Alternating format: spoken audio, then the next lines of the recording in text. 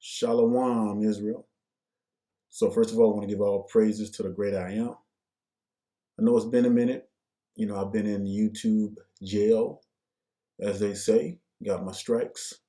But it's not the first time. Definitely won't be the last. Y'all know how it is, Israel. And we know that they're not going to stop this truth no matter what. They can shut down all the channels and what have you, but the truth is going to continue to shine forward like a beam of light. Now, I want to share something with you that's strikingly interesting on two accounts. And so we're going to go ahead and get right into it. All right, Yasharel, go ahead and turn your Sefer, if you have the book of Sefer, if you have the Sefer Bible or your Apocrypha, turn to 2nd Baruch chapter 6. And we're going to start at verse 7. Now, Baruch is having a vision, and an angel is showing him some things. Now, this has not happened yet, and this will take place in the future because the Most High has his holy ark reserved for true Israel when he raises them up. Now, I find this very interesting. So let's begin with verse 7.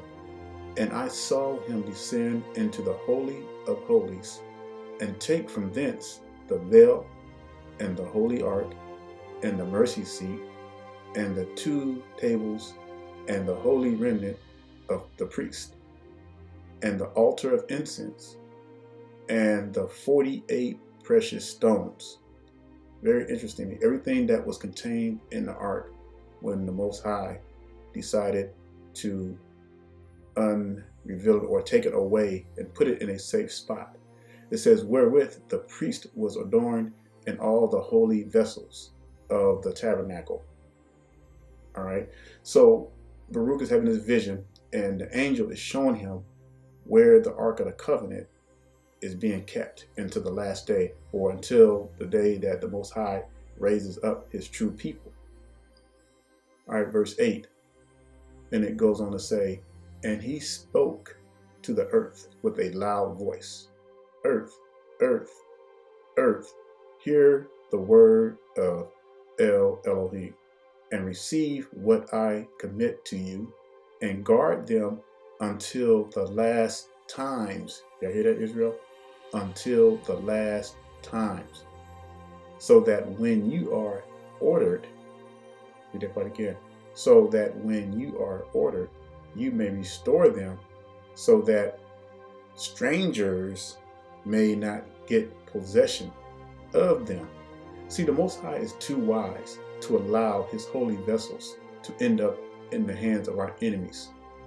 Now, the Ethiopians, they claim to have the Ark of the Covenant. Some people say that the Vatican has the Ark of the Covenant, but that's all a lie. It is all a lie. No one has it because it is kept safe and it is guarded. It is being guarded heavily by the holy angels as we speak. All right, verse 9. It says, for the time comes when Yasharel also will be delivered for a time, until it is said that it is again restored forever. All right. And the earth opened its mouth and swallowed them up, meaning the Ark of the Covenant and with all its relics inside that belong to the children of Israel. Now, I find that very interesting, and I know you all do as well, hearing this, and this is probably the first time some of you have ever heard about this, but this is true. And I'm going to show you another account as well. But the Ark of the Covenant, Israel is being kept reserved because all throughout the Torah, what was the number one thing that went before our people? It was the Ark of the Covenant. And what happened anytime that the Ark of the Covenant ended up in enemy's hand, those enemies were destroyed and they broke down all their gods and all that kind of stuff. So, it's like the Philistines, they had to help them get that thing back. This ark is killing us, and the Most High is reserving it. Now, for the Ethiopians who say they have it, that's a lie, because if they had it, they'd be on top of the world.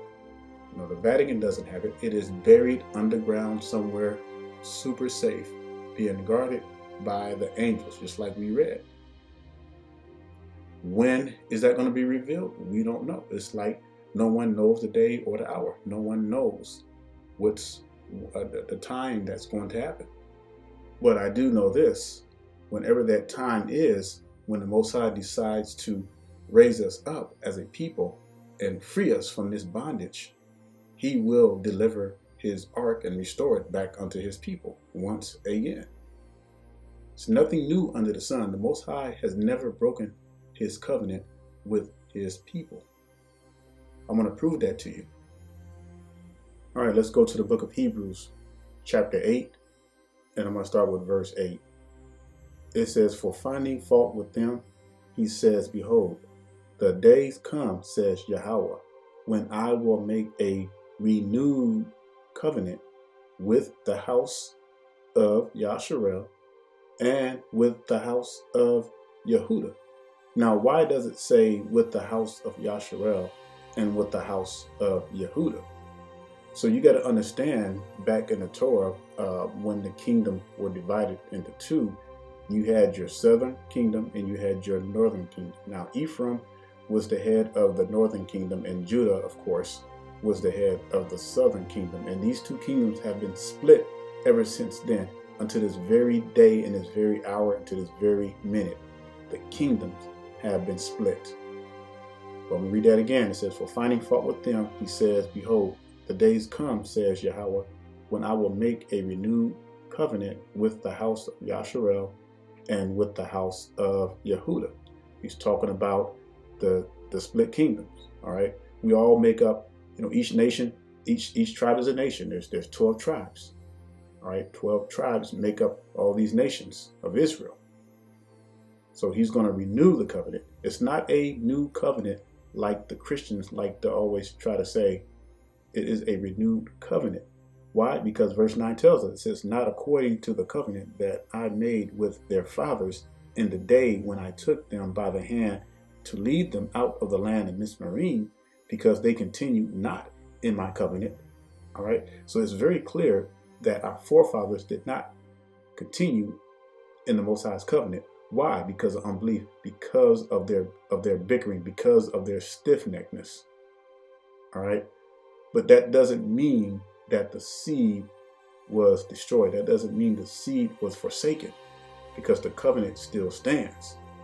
What this is saying is that the Most High is making a renewed covenant with this generation, because we have learned from our forefathers. We're looking back and we're seeing, how in the world could they not have believed with all the miracles they've seen, the 10 plagues, the splitting of the Red Sea, everything, the pouring down of the manna, the cloud by day and the pillar of fire by night.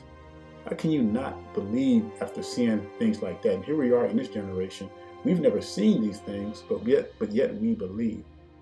And his people are waking up all over the world and starting to grasp their true identity and their heritage. All right. And so this is what's happening. Now, it says, verse 10, for this is the covenant that I will make with the house of Yasharah after those days, saith Yahweh. I will put my Torah into their mind and write them in their hearts, and I will be their Elohim, and they shall be to me a people. So meaning that these laws have been within our genetics for thousands of years. They're written in us. They're in us. They are in us because it's part of us. But, a lot of our people continue to reject that, and they don't understand that. So when our people start waking up, guess what? They're going to wake up. They're going to start keeping the laws. They're going to start keeping the commandments. They're going to start getting back to their true heritage. They're going to start wearing their fringes. They're going to, start doing those things that they were commanded to do. And it's going to spark a huge revolution amongst our people. And we're already seeing just the tip of the iceberg with it now. We're just seeing a tip of it, but it's going to increase like we've never seen it before. All right, but the powers that be, they're trying their best to stop this whole thing, make light of it, what have you. They can do what they want. It doesn't matter, because prophecy has already been laid in stone. Nothing can stop it. All right, so let's go back to the book of 2nd Baruch, chapter 6 in the Sefer, and I'm going to read verse 8 again. And he spoke to the earth with a loud voice. Earth, earth, earth, hear the word of El Elohim and receive what I commit to you. These are the angels that are talking and giving direct orders from the voice of the Most High. and guard them until the what? Until the last times. Okay, so we know that this wasn't in the past. We know that this is talking about after our time or whatever it is. This is in the future. This has not happened yet. It's going to happen. And it goes on to say, so that when you are ordered, it's giving, so the Most High is giving angels specific instructions. We don't know when it's going to happen, but there is a specific time when this is going to be happen, when the angels are going to get ordered, all right, to reveal this ark. And it says, read that part again, so that when you are ordered, you may restore them, so that strangers may not get possession of them. All right, so if there's anyone outside of Israel talking about they have the Ark of the Covenant, they're liars. Because again, the Most High is too wise to allow something like this to end up in the hands of our enemies. Come on, Israel. Most High is way too powerful for that. And it's exciting because that right there tells us that we are the true people of the Most High. We are the true bloodline. We are the true seed. And everything is still in store for his people. It's just when we get on board, when we finally realize what we need to do, things are going to start happening in sequences as prophecy has predicted. Now, I want to show you another account that was prophesied by the Mashiach himself, the son of the living creator. All right, 2nd Baruch chapter 7 and verse 1. And after these things I heard that angel saying unto those angels. So we know that these are one of the 7 angels because, who held the 7 lamps, because these are the angels that's going to bring on destruction in the last day. And it goes on to say, destroy therefore and overthrow its wall to its foundations. I want y'all to really get what's going on here. All right, lest the enemy should boast and say, we have overthrown the wall of Zion, and we have burned the place of Elohim. See, again, the wisdom of the Most High is just so powerful because he sent these angels to destroy the walls. Now, I want to show you proof that because Mashiach, with his own words, says something very, very profound. All right, and I'm going to show you that right quick before we come back to this. All right, let's go to Mark chapter 13 and let's look at verse 2 because I'm going to show you this powerful confirmation that Mashiach himself said with his own words and then sent his angels to fulfill his own words. Israel, that is powerful. Now let's look at verse 2. It says, and Yahushua answering said unto him, see these great buildings. He's talking about the temple. There shall not be left one stone upon another that shall not be thrown down or cast down. Now I find this very amazing because, again, the Mashiach fulfills his own prophecy and he has designated angels that were scheduled in a particular time to come and destroy these walls. Now, the disciples did not know. That's why they asked, when shall these things be? And notice that Mashiach did not give a time frame. But we know from history that it was around 70 AD that this happened. And this is beautiful, y'all. And this is why, we should truly understand the word as it is and to dig much deeper beyond its, to its original Hebrew origins, so that we can get the full meaning of what's going on. Because there is something that's happening right before our very eyes. Pieces are being arranged and the Most High is controlling everything.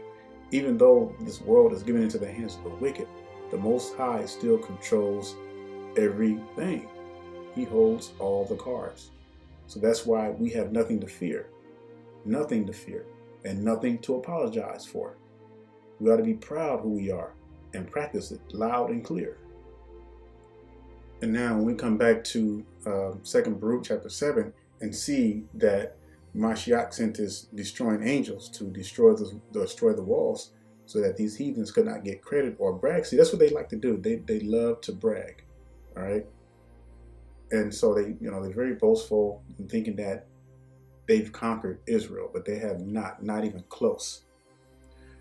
And so Israel, with that being said, this is what our enemies fear. They fear the unity of the Israelites coming together. They fear that because they know that once our people start getting back to the commandments, law, and statutes, that all hell is going to break loose, and it's going to be the end of their kingdom. You got to understand, money is their God. I don't know how many times I have to say that for our people to understand that.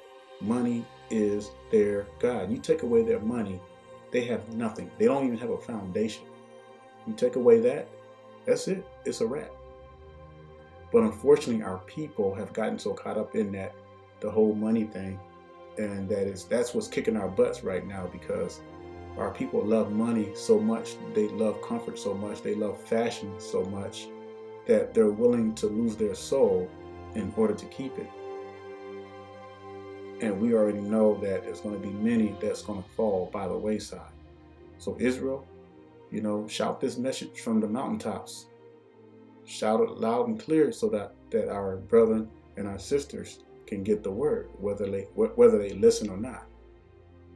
So with that being said, I just wanted to throw some jewels out there, and you all continue to study and research these things for yourself, because it's no coincidence the way things are happening right now.